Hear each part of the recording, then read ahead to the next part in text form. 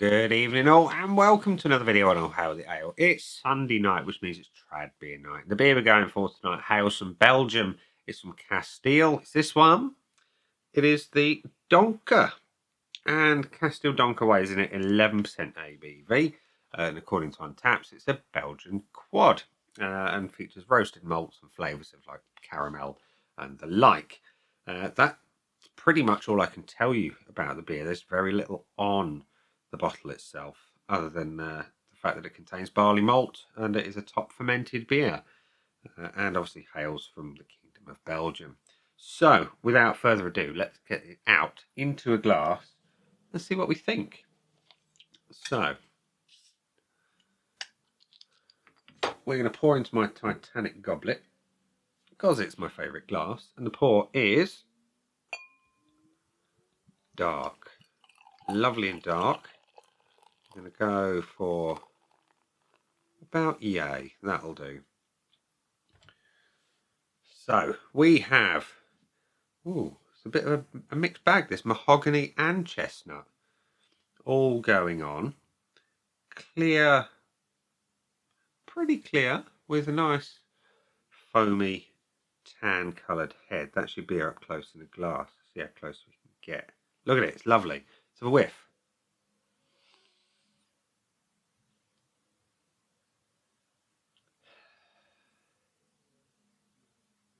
Fruity. Deep, dark fruits.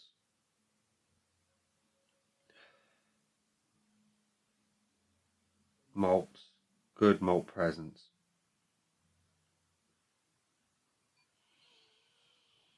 Yeah, it smells lovely and wintry and warming and comforting, and at 11% I kind of hope it would be. It doesn't smell boozy.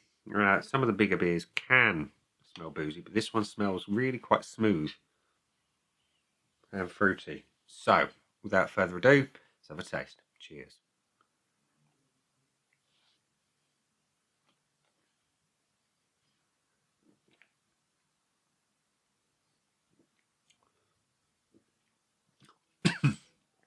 That is a lot sweeter than I was expecting. That's really sweet. And it's sweet in as much as it tastes very much like you've got liquid raisins. Yeah, incredibly sweet, incredibly fruity.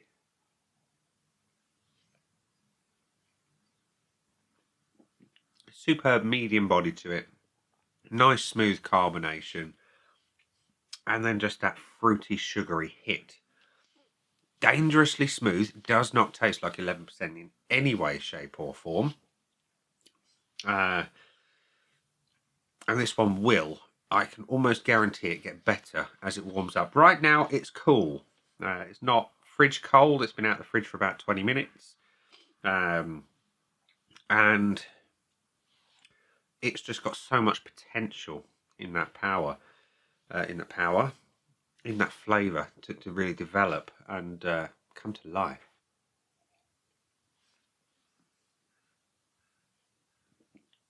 It's incredible how fruity it is without being particularly twiggy and brown. And I say that in the nicest of ways, because twiggy brown ales can be pretty unpleasant when they're not brewed by the right people. But this, it's dark, it's malty, it's fruity. It is really rather good.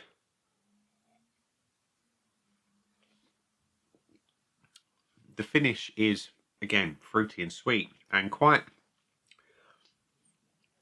dessert-like. And given that I've already had my dessert tonight, I made a homemade spotted dick. It was lovely. It's just an extra sweet, sugary goodness, and yeah,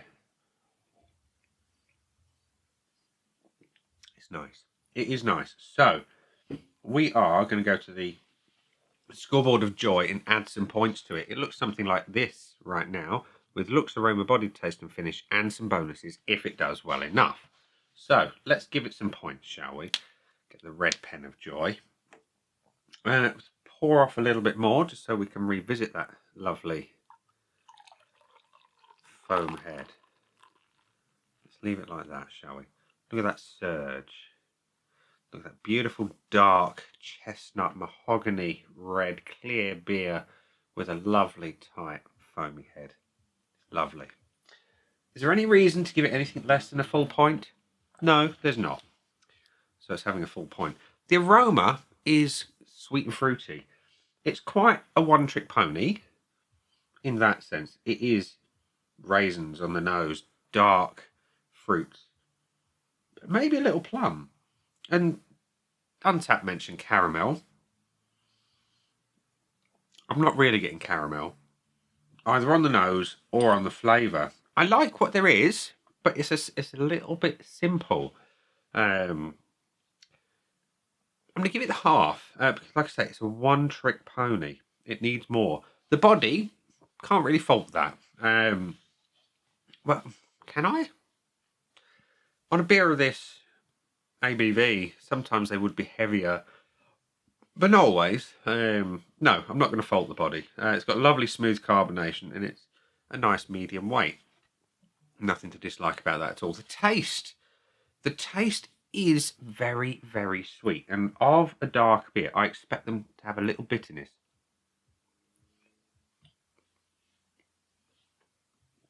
It's all about the sugary raisins. And much like the aroma, I just want a bit more of something else. It doesn't taste anywhere near 11% either. It's super sweet, super fruity, but it's a single raisin-like, maybe a hint of plum. I'm going to give it the 0.5 as well, because it's a bit simple. Just needs a bit more complexity to it. A few more flavours would be nice. Anyway, the finish, again, it's sweet, sugary, and just a little one-dimensional. I like it for what it is, don't get me wrong.